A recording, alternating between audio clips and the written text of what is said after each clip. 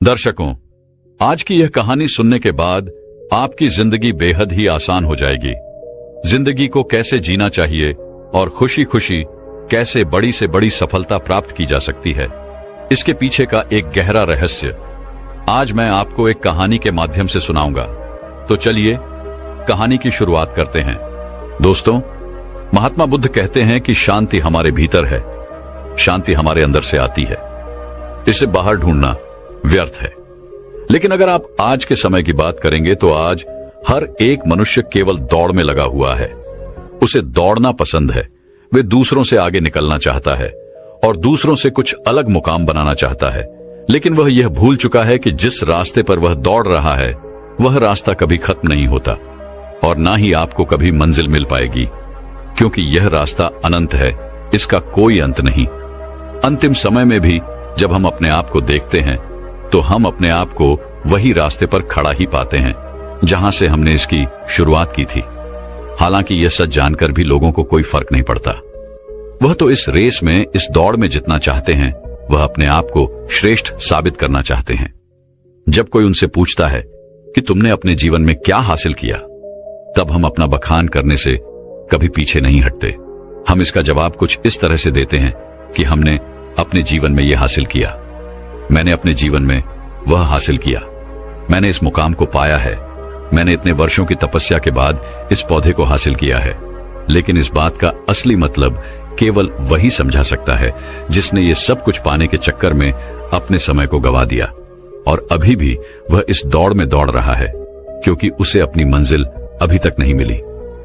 वह इस अनंत रास्ते की आखिरी छोर तक पहुंचना चाहता है, लेकिन जब वह पीछे मुड़कर देखता है तो वह अपने आप को इस रास्ते पर अकेला खड़ा महसूस कर पाता है। और यही हम सबके साथ भी होगा। हम सब भी इससे बच नहीं सकते, लेकिन जो समय से पहले अपने आप को जान पाते हैं, जो अपने आप को समझ पाते हैं, वह इस अनंत यात्रा को पहले ही देख लेते हैं, समझ जाते हैं। वह अपनी हर गलतियों को सुधारने का प्रयास कर पाते हैं। लेकिन जिन्हें यह नहीं पता कि वह कहां जा रहे हैं और उनकी यात्रा कब खत्म होगी, वे लोग इस दौड़ में केवल दौड़ते ही चले जाते हैं। इसे और अच्छे से समझाने के लिए आज की जो कहानी मैं आप सभी के लिए लेकर आया हूं, इस कहानी के माध्यम से आप यह समझ सकेंगे कि हम इस अनंत यात्रा को कैसे समाप्त कर सकते हैं और ऐसी क्या चीज है जिसे हम अपने जीवन में उतारकर अपने आप को समझ सकते हैं, पहचान सकते हैं, जिससे हम अपने जीवन की सभी समस्याओं का समाधान कर सकते हैं। एक समय की बात है, किसी नगरी के एक पहाड़ पर एक गुरु रहा करते थे। उन गुरु की ख्याति दूर दूर तक फैली हुई थी। वह गुरु बहुत ही ज्ञानी थे, लेकिन उन्होंने अपने पूरे जीवन काल में कभी किसी को अपना शिष्य नहीं बनाया। उनके पास अनेक लोग आते और उनसे कहते कि हमें अपना शिष्य बना ले, लेकिन वह कभी किसी को अपना शिष्य नहीं बनाते और वहां से उन्हें भगा देते। इसी तरह से समय बीतता गया। समय के साथ साथ अब युवा गुरु धीरे धीरे वृद्ध हो चुके थे। अब उनकी रोजमर्रा के कामों में भी उन्हें तकलीफ होने लगी थी। तब उनके मन में यह ख्याल उत्पन्न हुआ कि यदि मैंने अपने जीवन में किसी को अपना शिष्य बना लिया होता तो आज वह शिष्य मेरी कुछ तो मदद अवश्य कर देता। लेकिन उस वक्त मैंने किसी को अपना शिष्य नहीं बनाया और अब मेरे पास कोई भी यह तक कहने नहीं आता कि है गुरुवर मुझे अपना शिष्य बना ले, क्योंकि अब उनका शिष्य कोई नहीं बनना चाहता था। सभी को यही लगता था कि वह तो पागल है और कौन उस पागल का शिष्य बनना चाहेगा। वह सभी को भगा देता है, किसी को भी अपने पास रहने नहीं देता। तभी एक दिन एक युवक अपना बोरिया बिस्तर बांधे हुए उन गुरु के पास पहुंचा और उनसे कहने लगा, है गुरुदेव, मैंने सुना है आप बहुत ज्ञानी हैं, आपकी ख्याति दूर दूर तक फैली हुई है, लेकिन आप कभी किसी को अपना शिष्य नहीं बनाते। मैं आज आपके पास यही विनती लेकर आया हूं कि कृपा करके मुझे अपना शिष्य बना लीजिए। आप जो कहेंगे मैं वो करूंगा, लेकिन मुझे केवल आपसे ही ज्ञान प्राप्त करना है। मैंने सुना है अब बहुत ज्ञानी है और इसी इच्छा से मैं यहां पर आया हूं कि वह ज्ञान आप मुझे देंगे, मुझे सिखाएंगे। मैं बड़ी आस लेकर आपके पास आया हूं। जब मैं यहां आ रहा था तो हर कोई मुझे यहां आने से मना कर रहा था। हर कोई मुझसे यही कहता था कि उनके पास ना जाओ, वह बहुत पागल है, वह किसी को अपना शिष्य नहीं बनाते। यदि तुम उनके पास जाओगी तो वह तुम्हें डांट कर भगा देंगे, लेकिन तुम्हें अपना शिष्य नहीं बनाएंगे। सभी लोग मुझे रोक रहे थे, लेकिन मुझे तो केवल आपका ही शिष्य बनना है। क्या आप मुझे अपना शिष्य बनाएंगे? कृपा करके न मत कहिएगा। मैं आज आपके पास बड़ी आस लेकर आया हूं। उस युवक के मुख से यह सारी बातें सुनकर वह गुरुवर उस युवक से कहते हैं, हाँ, आज से तुम मेरे शिष्य हो। मैं तुम्हें अपना शिष्य बनाता हूं और कल से मैं तुम्हें ज्ञान भी अवश्य दूंगा। धीरे धीरे रात्रि का समय हो चुका था और उतने ऊपर उस पहाड़ी पर पानी का कोई स्रोत नहीं था। पानी लेने बहुत दूर जाना पड़ता था और शिष्य को बहुत जोरों की प्यास लग चुकी थी। वह पानी ढूंढने के लिए यहां वहां घूम रहा था, यहां वहां फिर रहा था, लेकिन उसे कहीं भी पानी नहीं मिला। और जब उन गुरुवर ने अपने उस शिष्य को पानी ढूंढता हुआ देखा तो उन्होंने कहा, बेटा, तुम्हें इस पहाड़ पर कहीं पानी नहीं मिलेगा। आज की रात तुम्हें ऐसे ही बितानी पड़ेगी। कल सुबह सुबह हम पानी के लिए निकल पड़ेंगे। उस शिष्य ने अपने और गुरुवर की बात मान ली। उसने जैसे तैसे अपनी रात वहां पर बिताई और अगले दिन सुबह सुबह वह गुरुवर और वे शिष्य पानी लेने के लिए निकल पड़े। वह दोनों एक कुएं के पास पहुंचे। शिष्य को जोरों की प्यास लगी थी। उसने कुएं से झट से पानी निकाला और फटाफट पी गया, क्योंकि उसका गला सूखा हुआ था और उसे प्यास भी बहुत जोरों की लगी थी। यह देखकर उन गुरुवर ने अपने शिष्य से कहा, मूर्ख कहीं का, मुझे भूल गया। तेरे साथ मैं भी तो प्यासा हूं। क्या मुझे पानी की कोई आवश्यकता नहीं? इस पर शिष्य अपने गुरु से माफी मांगता है और कहता है गुरुदेव, मुझे क्षमा कीजिए। मुझे बहुत जोरों की प्यास लगी थी, जिस कारण मुझे आपका ध्यान नहीं आया और मैंने पानी निकालकर खुद ही पहले पी लिया। लेकिन रुक जाइए, मैं अभी आपके लिए पानी लेकर आता हूं। इतना कहकर उस शिष्य ने एक बार फिर से कुएं से पानी निकाला और गुरुवर को पिलाया। उसके बाद वह शिष्य अपने गुरु से कहता है गुरुवर, आपने कहा था कि आप मुझे कल से ज्ञान देंगे, आप मुझे कल से सिखाएंगे। तभी वह गुरुवर कहते हैं, हाँ, मैंने कहा था और मुझे याद है। तभी वह गुरुवर अपने उस शिष्य को कहते हैं कि एक बार फिर से इस कुएं से पानी निकालो। शिष्य ने गुरु की आज्ञा मानी और उसने एक बार कुएं से फिर पानी निकाला। यह देख वह गुरुवर अपने उस शिष्य से कहते हैं, भंते, अब तुम ही मुझे यह बताओ कि यह पानी और वह पानी जो तुमने पिया था, इन दोनों में क्या फर्क है? इन दोनों में क्या अंतर है? शिष्य ने अपने गुरुवर की बात बड़ी ध्यानपूर्वक सुनी और उसके बाद अपने हाथ में लिया हुआ वह पानी वह उसे घूर घूर कर देखने लगा, लेकिन उसे कुछ समझ नहीं आ रहा था। उसने कहा, है गुरुवर, यह पानी और वह पानी, इन दोनों में क्या फर्क है? इसे बताने के लिए तो मुझे वह दोनों पानी एक साथ रखना होगा, लेकिन मैं तो वह पानी पी चुका हूं। अब मैं भला आपको इन दोनों के बीच का अंतर कैसे बता सकता हूं? कहीं आप मुझे मूर्ख तो नहीं बना रहे? क्योंकि पानी तो एक जैसा ही होता है, फिर भला पानी में कैसा भेद? शिष्य की यह बात सुनकर वह गुरु अपने शिष्य को बड़े ही ध्यानपूर्वक तौर से देखते हैं और फिर कहते, भंते, जब मनुष्य के भीतर किसी चीज की प्यास उत्पन्न होती है और वह अत्यंत गहरी होती है, तब मनुष्य उस प्यास को बुझाने के लिए, उसका निवारण करने के लिए अपनी पूरी ऊर्जा, अपनी पूरी ताकत लगा देता है और तब उसे केवल अपने प्यास बुझाने का वह स्रोत नजर आता है, वह वस्तु नजर आती है। इसके अलावा उसके आसपास और भी बहुत कुछ होता है, लेकिन उस पर उसका ध्यान नहीं जाता। जिस प्रकार तुम्हारा गला सूखा हुआ था और तुम्हें जोरों की प्यास लगी थी, तुमने कुएं से पानी निकाला और झट से पी गए। तुम्हें एक पल के लिए यह ख्याल नहीं आया कि साथ ही में तुम्हारे गुरु भी खड़े हैं और उन्हें भी जोरों की प्यास लगी हुई है। जिस प्रकार अभी तुम्हारे हाथ में यह पानी है और तुम्हारे चारों ओर भी बहुत कुछ है, लेकिन पानी भले ही वैसा ही है, इसका रंग, इसका स्वाद बिल्कुल वैसा ही है, लेकिन यह वह पानी नहीं है जिसके लिए तुम्हारे प्राण सूखे जा रहे थे। इसी कारणवश देखो, तुमने अभी भी यह पानी अपने हाथ में ही लिया हुआ है। यदि तुम्हें जोरों की प्यास लगी होती तो तुम इस पानी को भी पी गए होते, बिना किसी इंतजार के। लेकिन अब यह हो सकता है कि तुम इस पानी को फेंक दो या इसे कुएं में वापस डाल दो। इस कुएं में जितना भी पानी है सब एक ही है, सबका रंग, सबका रूप, सबका स्वाद एक ही जैसा है। लेकिन ये तो हमारी मन की स्थिति के कारण हमें ये अलग अलग नजर आता है। अर्थात सब कुछ तुम्हारे भीतर परिवर्तन होता है, बाहर कुछ नहीं। अपने गुरु की यह बात सुनकर शिष्य बहुत खुश हुआ, उसे बड़ी प्रसन्नता हुई। आश्रम से निकलते वक्त वो अपने साथ एक पोटली लेकर निकला था। उस पोटली में उसने लेखनी रखी थी। उसने तुरंत ही वह लेखनी निकाली और गुरु के कहे शब्दों को लिखना शुरू कर दिया। यह देखकर वह गुरुवर अपने उस शिष्य से कहते हैं, भंते, यह तुम क्या कर रहे हो? इसके जवाब में शिष्य अपने गुरुवर से कहता है गुरुवर, आपने जो कुछ भी कहा मैं उसे भूलना नहीं चाहता। यह सब मुझे सीखना है, मुझे याद करना है, जिस कारण मैं इसे लिख रहा हूं, और बाद में मैं इसे याद भी कर लूंगा।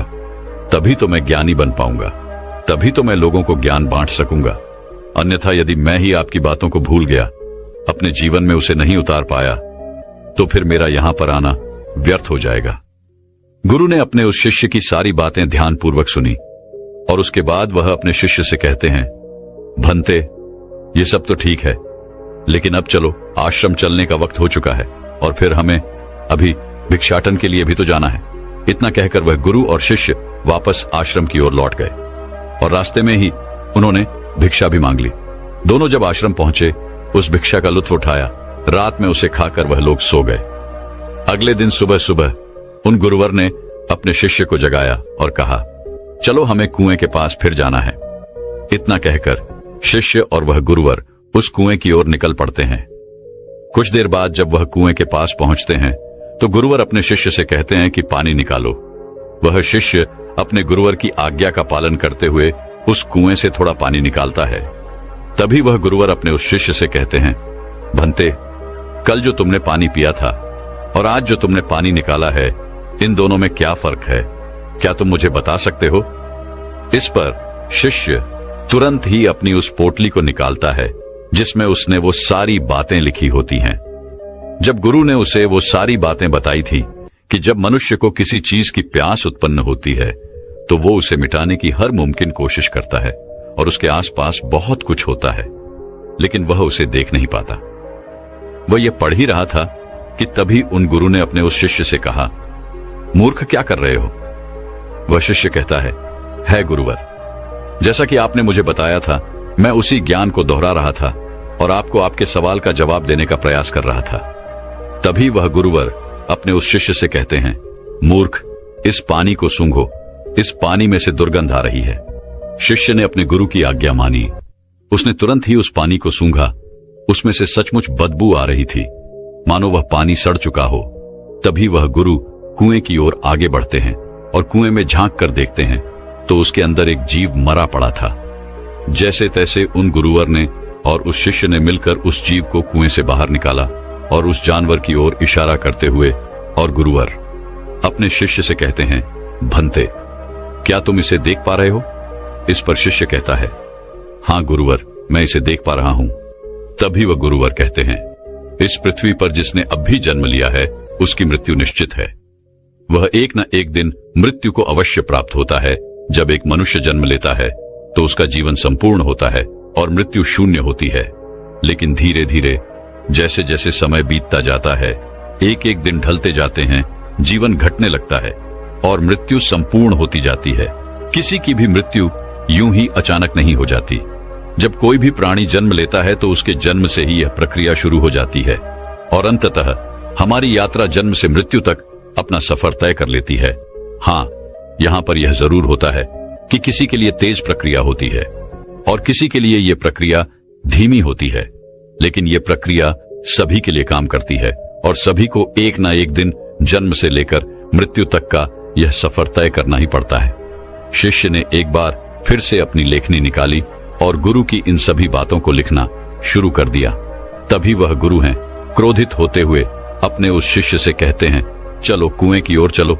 यह देखकर वह शिष्य घबरा जाता है और अपने उन गुरुवर से कहता है गुरुवर, मैं तो अभी जवान हूं और मैं अभी मृत्यु को प्राप्त नहीं होना चाहता, कृपा करके मुझे छोड़ दे। तभी वह गुरुवर अपने उस शिष्य से कहते हैं, बेवकूफ, मैं तुम्हें कुएं में धकेलने नहीं जा रहा। मैं तो यह कह रहा हूं कि कुएं के चारों ओर एक दीवार खड़ी कर देते हैं जिससे और कोई इस कुएं में ना गिरे, जिससे किसी और को व्यर्थ अपनी जान ना गंवानी पड़े। दोनों ने बड़ी मुश्किल के साथ कुछ लकड़ियां इकट्ठा की और कुएं के चारों ओर एक दीवार बना दी जिससे अब उस कुएं के अंदर कोई नहीं गिर सकता था। इतनी मेहनत करने के बाद गुरु और वह शिष्य वापस आश्रम लौट आए। धीरे धीरे ऐसे ही कई दिन बीत गए। शिष्य अब उन गुरुवर के साथ अपना अधिकांश समय बिताता था, उनका सारा काम करता था। एक दिन उसने देखा कि उसके गुरुवर बहुत प्रसन्न है। तभी वह उन गुरुवर के पास पहुंचा और अपने उन गुरुवर से कहता है गुरुवर, आज आप बहुत प्रसन्न दिख रहे हैं, क्या मैं आज आपसे कुछ पूछ सकता हूं? तभी वह गुरुवर अपने उस शिष्य से कहते हैं, हाँ अवश्य। तभी शिष्य कहता है गुरुदेव, आप मुझे कोई ऐसा ज्ञान दीजिए जो सबसे बड़ा हो, जिसके आगे मुझे कोई और ज्ञान अर्जित करने की कोई आवश्यकता ना पड़े। वैसे भी दिन ब दिन आप वृद्ध होते जा रहे हैं और आपकी मृत्यु कब आ जाएगी यह मैं नहीं जानता, इसीलिए आप मुझे वह ज्ञान दे दीजिए, तभी तो मैं आपके ज्ञान को लोगों तक फैला सकूंगा, तभी तो लोग आपके बारे में जान सकेंगे। वह अपनी लेखनी लेकर बैठ गया, इस इंतजार में कि गुरुदेव उसे कुछ बताएंगे, कोई ऐसा ज्ञान जो बहुत बड़ा है। लेकिन उन गुरुवर ने अपने उस शिष्य से कुछ नहीं कहा, बस वह चुपचाप बैठ गए। वह काफी देर तक यूं ही मौन रहे और उसके बाद वहां से उठकर चले गए। वे शिष्य चुपचाप ये सब देख रहा था और जब वह गुरुवर वहां से उठकर चले गए तो उसने लेखनी से लिखा, सबसे बड़ा ज्ञान मौन। अगले दिन फिर उसने उन गुरुवर से यही सवाल किया और अब की बार भी गुरुवर ने उसे कोई जवाब नहीं दिया। वह काफी देर तक मौन रहे और फिर वहां से उठकर चले गए। ऐसा करते करते कई दिन बीत गए, दिन से सप्ताह से महीने और लगभग 1 वर्षों के बाद भी उसे केवल एक ही जवाब मिला था, सबसे बड़ा ज्ञान मौन। इसके अलावा उसने लेखनी से और कुछ नहीं लिखा था, क्योंकि वह गुरुवर जब भी इस सवाल को सुनते तो वह मौन हो जाते और अपने उस शिष्य से कुछ ना कहते, जिस कारण वह शिष्य भी हर रोज अपनी लेखनी से केवल एक ही बात लिखता था, सबसे बड़ा ज्ञान मौन। लेकिन अब उसके सब्र का बांध टूटा जा रहा था। एक दिन रात को उसे नींद नहीं आ रही थी। वह यहां वहां करवटें बदल रहा था। चांदनी रात थी। वह आश्रम से बाहर निकला और बाहर बैठकर यह सोचने लगा कि आखिर गुरुदेव मुझे वह सबसे बड़ा ज्ञान क्यों नहीं दे रहे? क्या वह मुझे देना नहीं चाहते या मैं अभी इस लायक नहीं हूं कि उस ज्ञान को समझ सकूं? इस प्रकार उसके मन में हजारों सवाल चल रहे थे, हजारों तरह के विचार उत्पन्न हो रहे थे। तभी अचानक उसे एक पक्षी की आवाज सुनाई पड़ी। उसका पूरा ध्यान उस पक्षी की आवाज पर चला गया और तब उसने महसूस किया कि चारों ओर हवाएं चल रही थीं। पत्तों की सरसराहट की आवाज, ठंडी हवाएं चलने की आवाज, चारों तरफ सन्नाटा छाया हुआ था। वह ये सब महसूस कर पा रहा था। उसने उस सन्नाटे की आवाज को ध्यान से महसूस किया, अपनी आंखें बंद की और बड़े ध्यान से उन आवाजों को सुनने लगा। उसका मन बिल्कुल शांत हो गया और अब तक पहली बार उसने अपने मन को इतना शांत महसूस किया था। पहली बार वह आनंदित महसूस कर रहा था। वह यह भूल चुका था कि उसे बड़े ज्ञान के बारे में अभी तक उन गुरुवर ने कुछ नहीं बताया। तभी उसने सोचा कि जो आज अनुभव मैंने प्राप्त किया है, इसे मैं अपने गुरुवर को अवश्य बताऊंगा, जिस कारण वह उस अनुभव को लिखने के लिए अपनी लेखनी निकालता है। तभी वह देखता है कि उसने अपने किताब के सारे पन्नों पर केवल एक ही बात सीखी है, सबसे बड़ा ज्ञान मौन। तभी उसे यह भी एहसास हो गया कि वह गुरुवर तो उसे सबसे बड़ा ज्ञान दे रहे थे, लेकिन वही उसे समझ नहीं पा रहा था। सबसे बड़ा ज्ञान तो यही है, लेकिन जो उसने अनुभव किया था, उस अनुभव को वह फिर से महसूस करना चाहता था, जिस कारण वह पूरी रात नहीं सोया और फिर से जाकर वहीं पर बैठ गया और रात भर उन आवाजों का अनुभव करता रहा, शांति को महसूस करता रहा। सुबह हो गई थी। वह सुबह सुबह उठकर अपने गुरुवर के पास आया। उस शिष्य के गुरु ध्यान में लीन थे। वह चुपचाप वहां पर आया। वहां बैठकर उन्हें शांति से देखता रहा। जब उन गुरुवर ने अपनी आंखें खोली तो अपने उस शिष्य को अपने सामने पाया और वो उसे देखते ही ये समझ चुके थे कि इसे मौन मिल चुका है, इसने शांति का एहसास कर लिया है। गुरु ने अपने शिष्य से कहा, भंते, मौन कोई ज्ञान नहीं है, मौन ज्ञान का आधार है और यह हमें वह दिखाने में सक्षम है जिसे हम अपनी आंखों से नहीं देख पाते। बाहर चाहे कितना भी शोर हो, चाहे कितनी भी भीड़ हो, लेकिन भीतर मौन होना ही चाहिए। अपने गुरुवर के मुख से यह बात सुनकर उसने अपनी लेखनी और अपनी पुस्तक गुरु के चरणों में रख दी और उसके बाद से उसने कभी कुछ नहीं लिखा। उसने केवल वो सारी बातें महसूस की और धीरे धीरे एक दिन उसने असली ज्ञान को प्राप्त कर लिया। दोस्तों, हम भी अपने जीवन में जन्म से लेकर अपने अंतिम समय तक कुछ ना कुछ इकट्ठा करने में लगे रहते हैं। जितना कर सकते हैं उतना तो करते ही हैं, लेकिन उसके बावजूद भी हम और अधिक पाना चाहते हैं। हम और अधिक इकट्ठा करना चाहते हैं, जिससे हमारे मन में हमेशा एक अशांति रहती है, जिससे हमारा मन हमेशा विचलित होता रहता है और हम कभी भी एक लक्ष्य की ओर आगे नहीं बढ़ पाते। लेकिन इसके बावजूद भी हम कभी भी अपने आप को एक पल के लिए शांत नहीं होने देना चाहते। एक काम से दूसरा काम, दूसरे से तीसरा, तीसरे से चौथा, इसी प्रकार हम अपना पूरा जीवन यूं ही गंवा देते हैं। लेकिन हम कभी भी एक पल के लिए मौन नहीं रहते। इसी कारणवश हम जीवन भर केवल भागते रहते हैं, लेकिन अपने भीतर की उस शांति का अनुभव कभी नहीं कर पाते, जिस कारण हम सब कुछ प्राप्त करके भी कुछ नहीं प्राप्त कर पाते। हमारा जीवन पूरी तरह से व्यस्त हो जाता है। इसलिए दोस्तों, अगर आप भी अपने जीवन में भागते भागते थक चुके हैं, तो एक पल के लिए मौन धारण करें, क्योंकि वह आपको वह ऊर्जा प्रदान करेगा जिससे आप अपने जीवन में एक सही दिशा प्राप्त कर सकेंगे। अपने भीतर झांकने का प्रयास करें। हम में से अधिकांश लोग मौन का व्रत तो अवश्य रखते होंगे, लेकिन केवल यह ऊपरी तौर पर होता है और भीतर की ओर हमारा मन बिल्कुल अशांत रहता है। हमें किसी चीज में चैन नहीं मिलता। हम केवल यहां वहां भागते रहना चाहते हैं, कुछ ना कुछ इकट्ठा करना चाहते हैं, जिससे हमें कभी भी शांति नहीं मिल पाती और हम यूं ही इस जीवन के भाग दौड़ में लगे रह जाते हैं। अब आप में से कई लोग यह कहेंगे कि मौन कैसे प्राप्त करें, कैसे हम अपने भीतर की ओर जाके, कैसे हम अपने मन को शांत करें। तो इसका एक बहुत ही सीधा और सरल उपाय है, ध्यान। अपने विचारों को, अपने आप को ध्यान से देखें। आप दिन भर क्या कर रहे हैं, आप कहां पर, कितना समय दे रहे हैं। जब आप किसी चीज को होते हुए देख रहे हैं और आपके मन में किस प्रकार के विचार उत्पन्न कर रहा है, तब आप यह भी समझ पाएंगे कि आप कितनी व्यर्थ की बातें सोचते हैं, जिनका वर्तमान से कोई संबंध नहीं है। और एक बात आप यह भी बहुत अच्छे से जानते होंगे कि आपसे बेहतर आपको कोई और नहीं चाह सकता, इसलिए आपसे बेहतर आपका और कोई परिवर्तन नहीं कर सकता। आप जैसा चाहें वैसा अपने आप को बना सकते हैं, इसलिए कोशिश करें। निरंतर कोशिश करते रहने पर आप मौन को भी अवश्य पालेंगे और अपने जीवन को एक सही दिशा और दशा देने में सक्षम हो पाएंगे। दोस्तों, उम्मीद है कि आपने आज की इस वीडियो से जरूर कुछ ना कुछ सीखा होगा। तो इस वीडियो को लाइक और अपने दोस्तों के साथ शेयर करना ना भूलें। हमें ऐसे ही सपोर्ट करने के लिए चैनल को सब्सक्राइब और घंटी बटन को जरूर दबा दें। तो चलिए मिलते हैं एक और वीडियो में। तब तक के लिए अपना ख्याल रखें। धन्यवाद।